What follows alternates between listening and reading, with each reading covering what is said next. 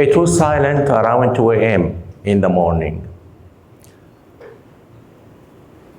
And everyone was sleeping peacefully. However, my eyes were widely open, focusing on the screen of the cardiac monitor as I was closely observing the critical situation of my patient. Just the sound of the ventilator and the occasional beeps of the cardiac monitor broke the silence. The blood pressure, the heart rate, and oxygen level were fluctuating. Still not good, and just enough to keep hopes for alive. There I was, watching, observing, and praying. This was my life for nearly 3 decades. Going to the hospital, seeing patients, attending round, and resuscitating. Every single day, I was either saving life or losing one. For a long time, I thought that being beside the patient was the highest commitment I could offer. And one day, I caught myself thinking, how much effort had I done to reach this level of the patient care? The hard-working days, the sleepless nights, and the stress of taking critical decisions when no one was there. But again, I asked myself, will this be the end of my journey? Just taking care of my patients in this hospital or even in other hospitals? What about my future? Suddenly I realized that I was not just managing the patients, I was managing the hopes of everyone around and behind them. But the thought of my future was kept in my mind. Today, I want to share with you the power of a changing perspective. I think we need to look at everything from different angle of view. Definitely, this will encourage us to see more, to learn more, and to discover more, and to move to a new axis. Again,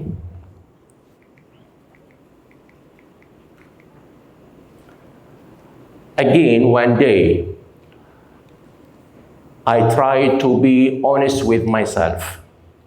Yes, I can serve the patients for a long time at this moment, but will I able to maintain it for future?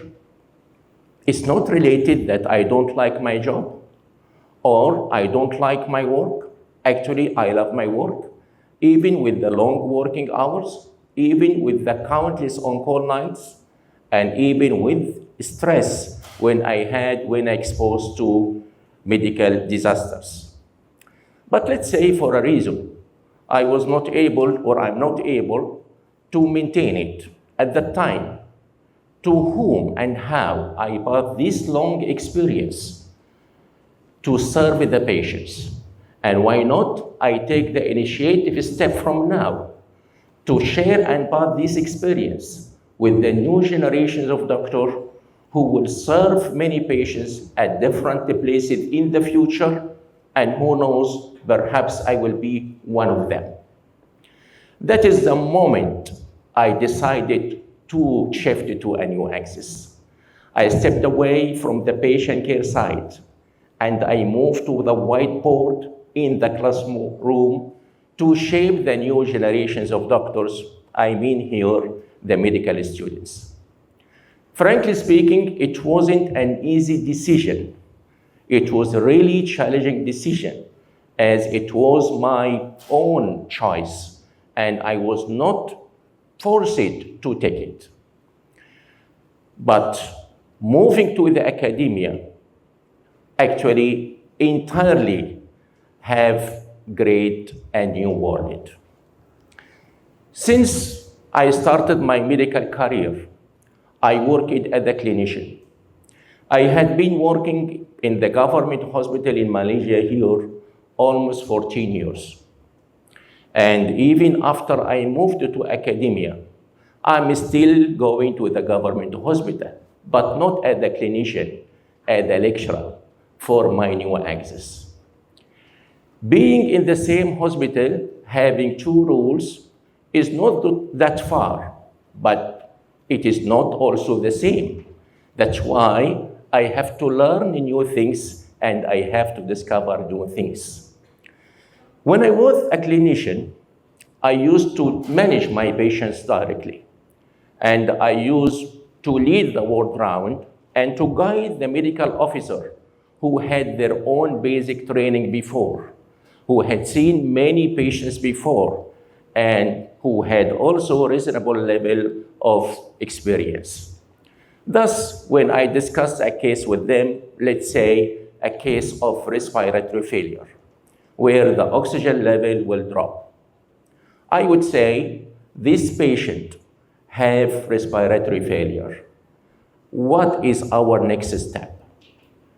Should we intubate and ventilate this patient and put him under mechanical ventilator? Then the oxygen level will be improved. There the discussion will start. And we need to discuss every single plan, pros and cons, and the discussion always fast toward an immediate action to save the patient. But when I need to discuss the same topic, which is respiratory failure with my students, I have to stand beside the whiteboard in the class, and I don't expect anything, but I have to explain everything. So I should start from the importance of oxygen in our life.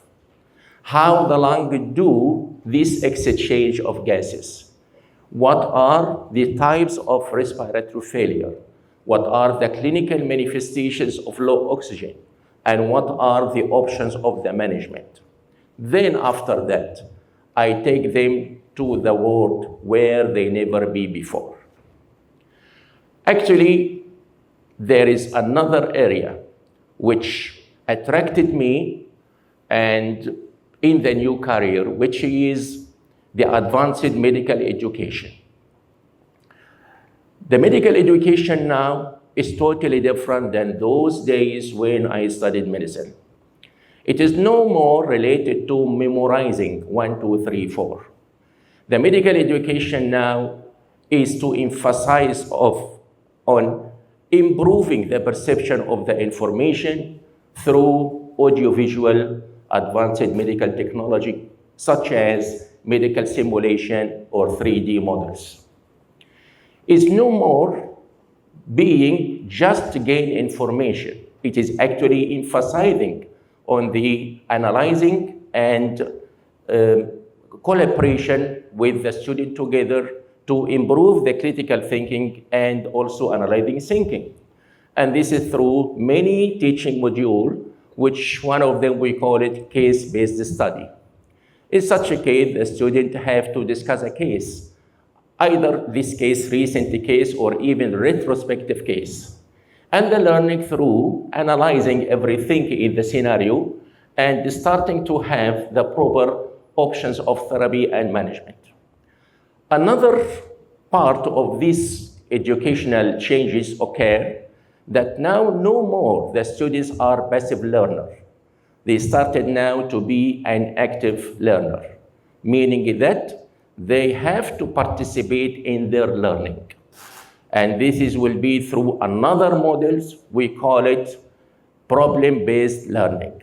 The students will gather together, sit together, and find a problem, and through this problem, they will start to learn step by step, finding the solution. And that's why these types of all new models need me to go through a proper training of the new technology. I have no concern about it because this is will improve my skills needed for the new job. And even at my age, I have no concern to learn as far it is needed to improve my professionality. However, with this advanced new technology, I have actually major concern. And I think everyone also have it. What about the artificial intelligence? If there is misuse for that, agree? I guess so. And is it negative? I don't think so. But at the end, this is a new advanced medical technology. I think it will affect the critical thinking and the basic skills of any doctor and medical student. This actually aggravated recently when I discussed a case with my medical students about acute heart attack. The learning objective of the class was how to pick the clinical signs of acute heart attack as fast as you can. And you have to know, dealing with emergency situation, we need to be fast to improve the outcome. And sometimes we think that emergency doctors should move the hands faster than the mind thinking. Because you can imagine that in any emergency situation, once the patient arrives to the emergency, every one of the team will take his part. However, one of the students asked me, doctor, why we need to think too much? And why not we get the answer from artificial intelligence, from ChatGPT? I said, okay, what if one day one day you are not connected with any artificial intelligence exists? What you will do at that time? You are going to lose life. Again, what if this patient got any problem or any complication on the spot? Do you think you have time to ask a ChatGPT? Remember, 1 second can save life. Again, I told him how accurate information you can get from artificial intelligence. Artificial intelligence response will depend on the clinical information you are supplying the system.